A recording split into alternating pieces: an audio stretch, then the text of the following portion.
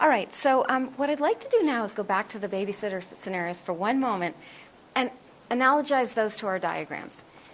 Which babysitter is more like the state governments, and which is more like the federal government? So remember, I hired both my sister and the 14-year-old babysitter. If my sister called me from the ER and said, my husband and I were taking your daughter to the movies and someone hit us, we got in a car accident, would I be angry with my sister? I can tell you the answer is no. The bottom line is that she absolutely had that authority because I gave her general authority, not specific or limited authority. So which of the two levels of government is my sister more like? The second question is, which of the two levels of government is the babysitter more like? So take a minute, turn the tape off, see if you can answer those questions. All right, hopefully you came to the conclusion that this one, the federal government, is more like the babysitter. I didn't have complete trust and faith and confidence in her, so I gave her a list of things that she can do. I did not give her generalized power. I gave her enumerated or expressed powers. In contrast, my sister is more like the state governments. I gave her general power. And that is very much the nature of state power to make laws. States do not need to point to anywhere in the Constitution that says that they can make a law, for example, speed limits or truancy laws or criminal laws.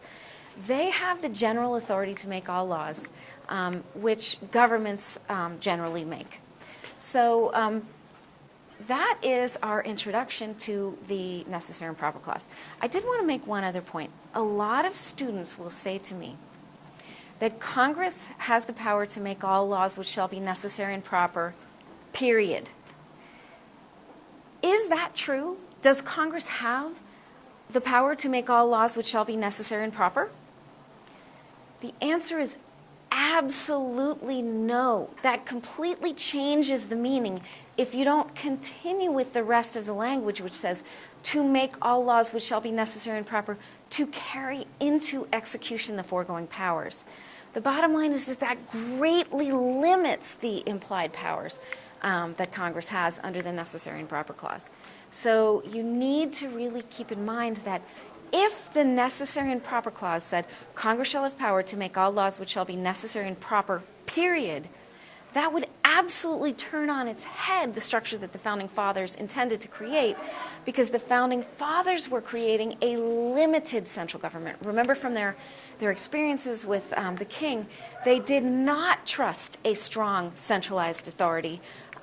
They wanted to give up to the federal government only the powers that they specifically identified. They did not want to give up all powers. Rather, the things not on the list, they wanted to retain to the states.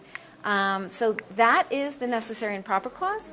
And when we talk about the implied powers, we are talking about the dotted line, the area that Congress's power was expanded a little bit so that it could carry out the express powers. When we're talking about the express or enumerated powers, right here in the middle of the center square.